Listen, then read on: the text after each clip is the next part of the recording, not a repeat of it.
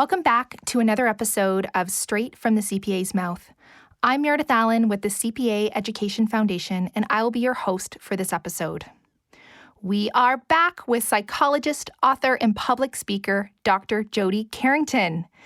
If you're able to listen in on our latest episode, we discuss the challenges of living through periods of isolation, emotional dysregulation, and fatigue, thanks to a very long COVID year.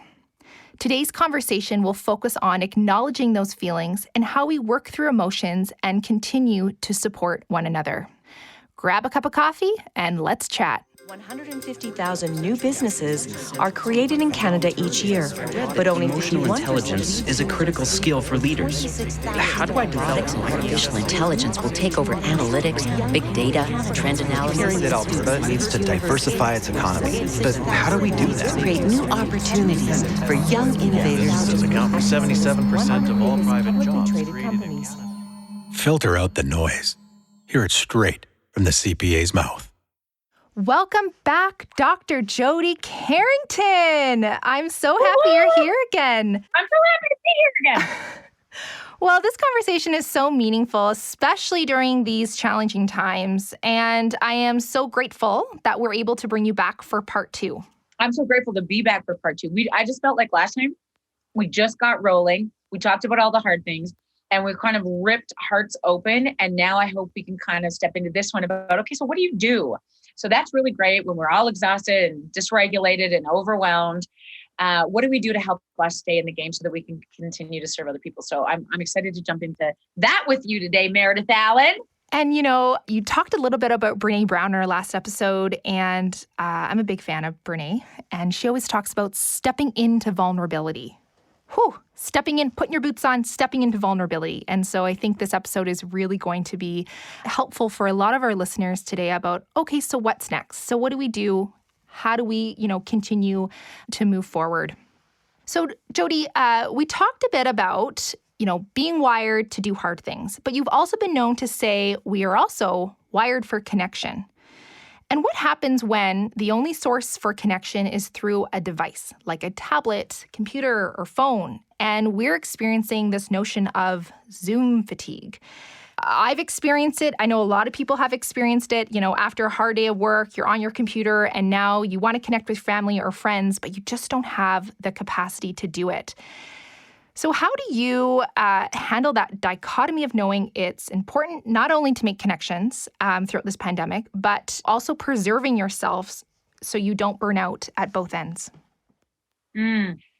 That's such an interesting question because I think, let's define burnout real quick, because I think that it's a sexy word that everybody's throwing around right now, and it's accurate.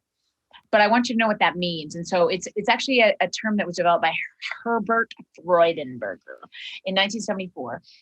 So this isn't new. I mean, we've noticed this in organizations or institutions for a very long time. And what he talked about was there's three components to burnout. One is emotional exhaustion. Number two is compassion or a lack of compassion. And number three is a feeling of futility. And so you can imagine, let's just take those real quick. Emotional exhaustion means you or your culture in your organization are tired to your bones. Emotional exhaustion is not just like it's tax season, we're tired, we're staying up late, we're getting up early, we're doing all those things. But it's like, I don't understand what's going on here. Like I go to bed at 7, I never go to bed. And then I wake up tired. Or I go to bed and I'm so exhausted that I finally let myself go to sleep. And then I wake up at 3 o'clock in the morning, and I'm like, relax. And so your body to the core is just emotionally exhausted. Yeah. Yeah. The second thing that Freudenberger talked about so many years ago was that you will notice in staff or people who are burnt out is a lack of compassion. Okay. And so it's like, this scares people because you typically don't walk into a staff room or call other people and be like, hey, do you hate your kids? Because I do. Do you, want to throat punch every client that calls you? And because people are not really supposed to have those conversations. Like, no, we're good. We love our clients. Like, you don't. And so then here's what happened. Like, I'll give you an example of this. So in this small town, many people where I'm working and my practice is, many people know who I am. And I have a platform around reconnection and kindness and all those things. Yeah? So when I'm out in the community, I make it like my mission to be very conscious of that. So I wave at people and I'm doing the things, and I know how exhausted people are these days.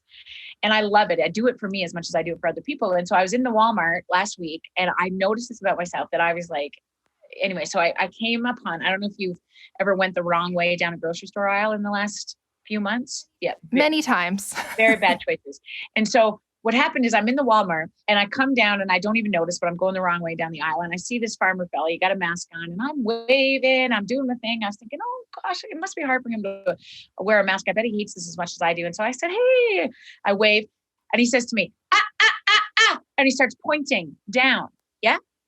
And I was like, oh, wow. Like maybe I'm in danger. Like maybe he meant get down. I don't know. I said, oh, are you okay?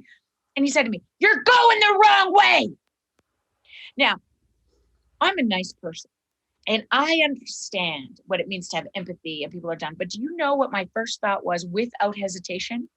I wanted to I had a vision of it actually. I was going to ram my car right into I was going to run up and just ram him. And then in my head, I'm like, what the hell is wrong with me? What is going on? And I was just like, oh, okay. So I turned my car and I went around the other way and I went home because I'm very mad. And I had this reflection, sort of I was like, wow, like I am so overwhelmed. I don't like people. I could have physically brought that guy right down, and I would have loved it apparently in that moment. So it's like we start to lose this compassion and it kind of scares us a little bit. And it's something that we typically don't talk about. Okay. So that's number 2. Number 3 is futility, which means we start to feel a futility about our work, about even being in this human race. Who really cares? It's all for nothing. We're inundated by all of these things that we try to make great, gains in social justice, and everything starts to, go wrong, or nobody really cares about work anyways. These people are working from home and they're cutting out at 3 o'clock, having beers on their deck. You know what? Why do I work so hard? You're not going to do it. I'm not going to. It just feels so futile. Okay. So when those certain things are present, you can imagine that staff productivity, that sort of investment in a company or community decreases exponentially. Yep. Mm-hmm. So burnout becomes a thing that in this moment is going to become a very huge reality because we're exhausted. Now, the antidote to burnout, this is going to be a shocker to you, is acknowledgement. Mm-hmm. Because you don't get tired of serving. You get tired when people don't notice. And I'm not talking about accolades. I'm talking about connection. So you'll say, Meredith, this was the best interview you've ever done. My gosh, I can tell your skills have increased so significantly. I love the questions you asked. This was such a joy. I would really, if you would ever have me back again, I would love it. Right. And when you do that, we have this idea then that, okay, what else could we, this is what, yeah. Acknowledgement matters so much in this process. And then here's the deal. When you are tired and overwhelmed, you can't acknowledge another human being.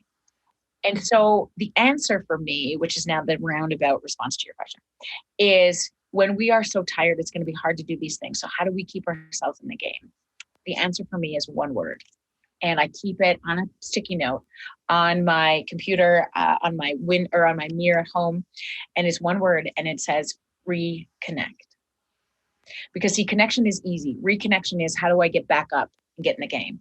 How do I apologize when I scream at my husband? How do I then be able to sit with my kids after we have a massive meltdown? How do I reconnect? Connection is not bad. I can buy people a coffee and wave at the car. How do I reconnect? That's what keeps me in the game. So there's 3 things in this world of reconnect that really matter to me. And so you can just make a note of these. I'm sure all of you are making notes about this, but if you're not, now's the time to write this down. Number 1, reconnect to, first of all, without a doubt, reconnecting to your purpose, your why, right? Why do you do the things you do? And that is the thing that I think is so critically important, and it's so hard. The way that I get there first is by number 2 and number 3. Number 2 is reconnecting to my people on a daily basis. And I mean, your people do not need, if you require a bra or to do your hair, those are not your people, okay? No. I mean the ones who remind you you're amazing, okay? I want you to think about who they are on your list right now, maybe your top 3, okay? Your partner, your best friend from college, your mama, your cookum, whoever that might be. You get those in your head right now and you reconnect with them, which means you send them a text in this moment and you say, I don't know if I tell you this enough, but you matter to me. Okay. If they are no longer on this planet, you go for a drive or a walk today and you have a conversation. I promise you they will answer. The importance of reconnecting, of slowing it down in that moment means your soul will be right with the world. Okay. So that's, we got our why, we got our people. And the last thing that I always think about, which is Eastern philosophically, or Eastern philosophical practices have known this for far longer than we have, but it's simply this: reconnecting to your breath. And what that does in the moment. So if you're listening right now, all I want you to do is take a deep breath. Like, I mean, don't just fake it, but really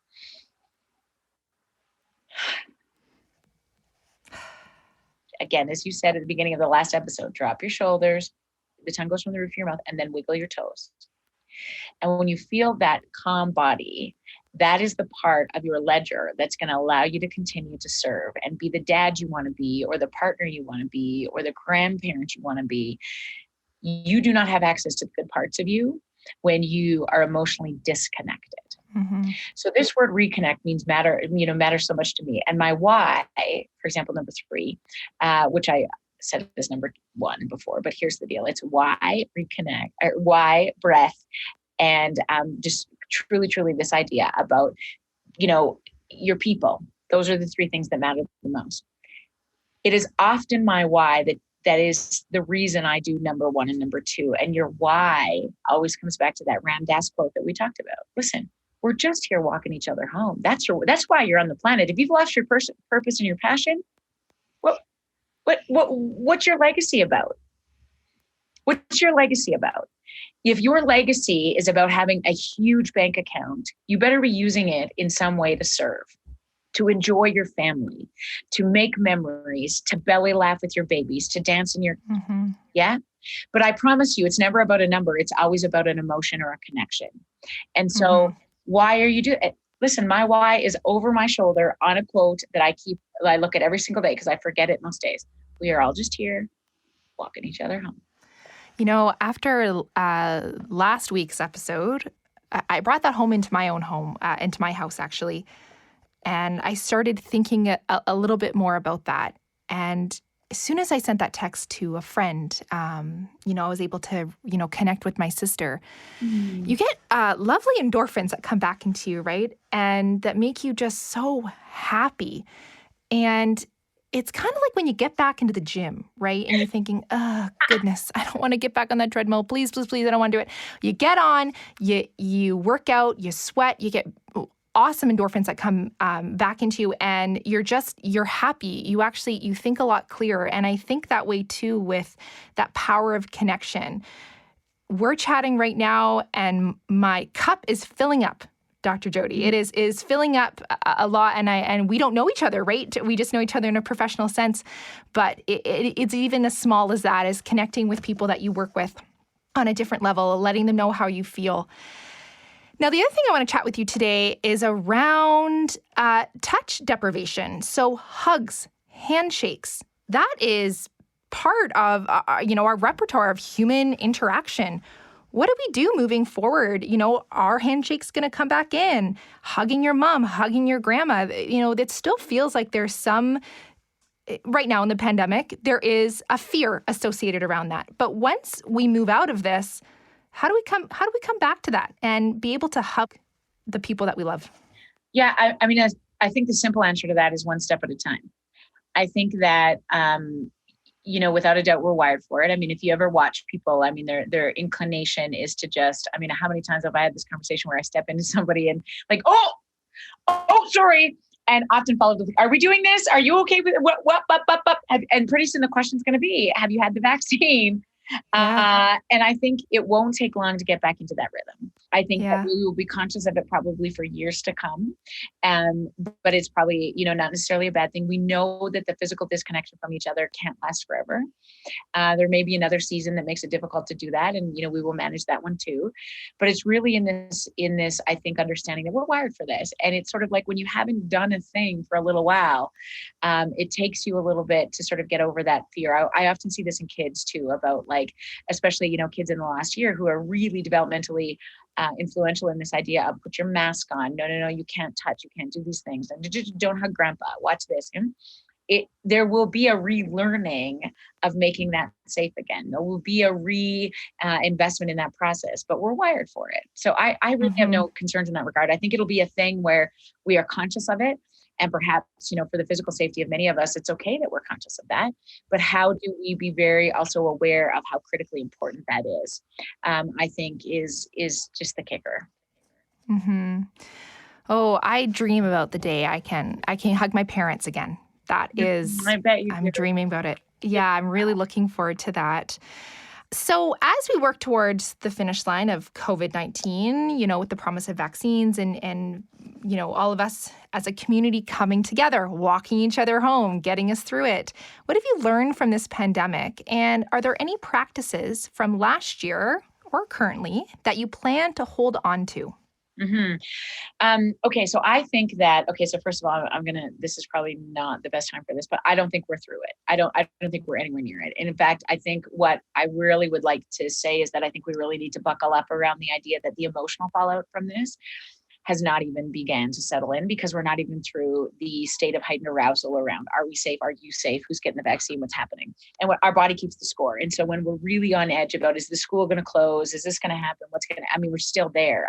We're not talking about vaccines for kids even. It's not even on the radar just yet. So I think in our education system, I think in so many ways, we are still going to be in that heightened state of arousal for a while. And what I think is then even more critical is this idea of how do we do everything in our power to stay connected and acknowledge each other. That there's no senior government official or leader that's going to be able to just guide us in the right ways, other than to give us permission to stay engaged with each other. Now, what I would say is critically important. I know this is a podcast, but anytime I do a talk, anytime I do always have cameras on. Always, even in the course of things, if I have the ability to send a video message over a text message, I'll do it. If I have the ability to send a video over an email, I'll do it. If I have the capacity to FaceTime my parents instead of just text them, I'll do it, because it's this idea of don't underestimate that power. And I think what's really critical, even in this state of being disconnected in this moment, I have learned that the one practice that I will continue to incorporate is the power of connecting to my clients, this community virtually. I will never, never again not have a virtual component to the events that we do, because I think your ability to reach and serve is exponentially greater now because of the technological advances that we've been forced into in the last year. In my private practice, if you would have told me a year and a half ago that I could have a first session with somebody virtually, I would say not a chance. I see a lot of first responders and I need them in the room. I feel so strongly about that. Now I've been shocked by how effective you can be in garnering relationships because we've had to virtually. Now, is it ideal to be in the same physical space as people? Yep. If for most people, it is ideal. However, there's a certain part of this population that are much more comfortable not being in the same room first, right? Now, if we can get through the technological issues, which is often the barrier to so many people, I think it really opens us up to a world. I've connected with people all over this planet that I would have never, ever even considered if it wasn't for this pandemic. Mm-hmm. And so there's a piece of that I think has really made me become so aware of how useful, this connection can become. So mm-hmm. that will absolutely be a part that we will mm-hmm. maintain. I think a lot of organizations, companies, education, they're all looking at that hybrid model. How can we incorporate both face-to-face learning, face-to-face meetings, but pair it with a virtual platform that allows people from communities, that aren't, let's say, able to come into big urban centers like Edmonton, like Calgary, but can still feel connected, can still be part of a conversation. So I think that will always still, you're right, I think that's going to move forward. But correcting things like connectivity and making it more accessible, that will still be an area that, constantly needs improving. So everyone feels like they're part of the team, part of the group, part of the conversation. And to your point, with that power of connection. So we've learned a lot through COVID. But I want to know what's next for you, Dr. Jody. I heard you have a pretty special conference coming up in May. Can you talk a little bit about that? So this year, we really made it our effort to be like, okay, so because here's what's cool about this is that prior to the COVID, I was speaking on stages around North America. And it was really at this part of my career where I'd written my first book, the second book is coming out. And it was really getting like, we were so excited as a team because this message of connection was sort of taking hold, not only in, first responder organizations and in the institution of education, but like we were speaking to oil field companies and like accountants. Can you even imagine?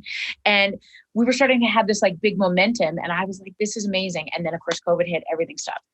So we were like, how can we make this accessible? And speaking about this sort of, virtual approach, we said, let's do 4 virtual events a year where we can invite people in this community onto our platform. Who do we serve? We serve largely people regardless of age, race, socioeconomic status, religion, gender identity. Okay, so let's hold a day for community. And then let's hold a day where we identify women and female energy. Let's hold a day for first responders and one for teachers. And so the next one coming up is the day before Mother's Day on May 8th. It's called Together Braver. And it's going to encompass everything that we talked about today, except I've invited some people on that stage who I think are some of the most powerful women in leadership and in sort of creating a space that is safe for people to use emotional language, men and women included. And it's on May 8th. And I'm so freaking excited about it because people like Fortune Feimster, who is one of my finest like comedians on the planet, is coming. Jillian Harris. Very funny. Yeah. Oh, I love Mason Park. And so how do we bring some joy? I think we sit with the winners, because when you sit with the winners, the conversation is different. If misery loves miserable company. So pay close attention. If you're sitting with the crotchety old ones who decide that this is the end of the world, this is the worst thing that's ever happened to us, that our legacies are all a disaster as a result of it, you will believe it. And so how do we make sure that we're really conscious of who we sit with in order to create sort of the next season as potentially our best that we've ever had? So I would love your community to join us on that day or on social media or whatever. I mean, I think that for some reason, this community that is surrounding this platform of ours is some of the finest people on the planet. So well, I'm actually hoping, I think I might look online today and get myself a ticket, because I think the conversation, the women attending, is going to be very powerful. So for our listeners today, more information on this virtual event, Together Braver, will be available in the show notes on the Knowledge Center's website. You're amazing. So that's great. Thank you. Thank you. Well, thank you, Dr. Jody, for being part of this conversation. It has truly been a privilege to be able to connect with you today through our podcast. I am to the moon, full of excitement. My cup is full. And thank you. We hope to one day bring you back. Oh, I would love that, Meredith. It was such a joy to sit with you. I can feel your energy, and what a gift to this community you are. So thank you for having me. Take care of each other, guys. Stay positive, test negative. This episode of Straight from the CPA's Mouth featured Dr. Jody Carrington, psychologist, author, and public speaker, sharing her knowledge, compassion, and expertise on human connection and emotion during the global crisis. Don't forget to subscribe to Straight from the CPA's Mouth mailing list for exclusive content. And as always, if you have any ideas for future episodes or have any feedback you would like to share, email us at knowledgecenter@cpaalberta.ca or leave us a comment on social media. And finally, if you would like to learn more about the HESI CPA Knowledge Center, check us out online at cpaalberta.ca/foundation. Thanks for listening. Straight from the CPA's Mouth is brought to you by the CPA Education Foundation. The CPA Education Foundation is the charitable arm of the Alberta CPA profession, providing up to $1.2 million each year in support of business and accounting education in the province. This podcast is just one of many resource materials available through the HESI CPA Knowledge Center. This virtual hub features Alberta CPAs sharing their unique perspective and vast expertise on topics and issues such as leadership, finance, entrepreneurship, and more. Visit cpaalberta.ca/foundation for more information on the HESI CPA Knowledge Center and to learn how Alberta CPAs inspire success.